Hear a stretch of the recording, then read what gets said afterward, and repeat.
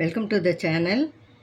இன்றைக்கி வந்து எங்கள் வீட்டு சாப்பாடு மதியம் நான் காட்டில் டைம் இல்லாததுனால மதியம் வந்து சாம்பார். என்ன சாம்பார்ப்பா? வெண்டைக்காய் சாம்பார், சேப்பங்கிழங்கு ரோஸ்ட்டு. இதுதான் வந்து எங்கள் வீட்டில் சமையல் மதியம்.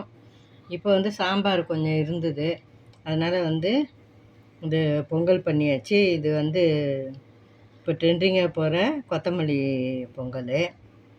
இது வந்து நான் வந்து எப்போவுமே பொங்கல் பண்ணும்போது கடைசியாக தாளித்து ஊற்றுறதில்ல. அரிசி பாசிப்பருப்பு போட்டுட்டு கொத்தமல்லி அரைச்சி ஊற்றிட்டு அதுலேயே வந்து மிளகு, சீரகம், இஞ்சி துருவல், பெருங்காயம், உப்பு மட்டும் போட மாட்டேன். இதெல்லாம் போட்டுட்டு குக்கரில் சவுண்டு வச்சு எடுத்துகிட்டு கடைசியாக உப்பு, நெய், இது முந்திரி பருப்பு கூட நான் முதல்லே போட்டுருவேன்.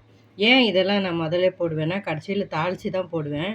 இப்போது குழந்தைங்களுக்கெல்லாம் வந்து உடனே தாளித்து உடனே சாப்பிட்டோமா அந்த மிளகு சீரகத்தோட இதெல்லாம் இப்போ சேராதுன்ட்டுன்னு இப்போ வந்து எங்கே பார்த்தாலும் மழையாக இருக்கிறதுனால நான் எல்லாத்தையும் முதல்லே போட்டுடுறேன். அரிசி பருப்பு போடும்போதே கொத்தமல்லி, மிளகு, சீரகம் அதெல்லாம் போட்டுட்டு நெய், கொஞ்சம் எண்ணெயும் காய்ச்சி ஊற்றிடுவேன். கடைசியில் வந்து திரும்பவும் வந்து ஒரு 2 டேபிள் ஸ்பூன் நெய் போட்டு சட்னி வந்து கார சட்னி, காஞ்ச மிளகா, அந்த ஆஸ் யூஷுவல் சட்னி தான் இது. காஞ்ச மிளகா, தேங்காய், உடச்ச கடலை, புளி இது வச்சுட்டு கடுகு, பெருங்காயம், கருவேப்பிலை தாளித்து கொட்டியிருக்குது. நார்மல் சட்னி, தனி சட்னி. எல்லா டீ கடையிலும் ஹோட்டல்லையும் முன்னெல்லாம் இந்த சட்னி தான் கொடுப்பாங்க. எங்கள் வீட்டுங்கள்லேயும் இந்த சட்னி தான் அரைப்பாங்க. இப்போ தான் வித்தியாசமாக ஏதோ சட்னியெல்லாம் அரைக்கிறாங்க. இதுதான் வந்து நம்ம பழங்காலத்து சட்னி. பொங்கல் மட்டும் இப்போ ட்ரெண்டிங்காக இருக்கிற கொத்தமல்லி பொங்கல்.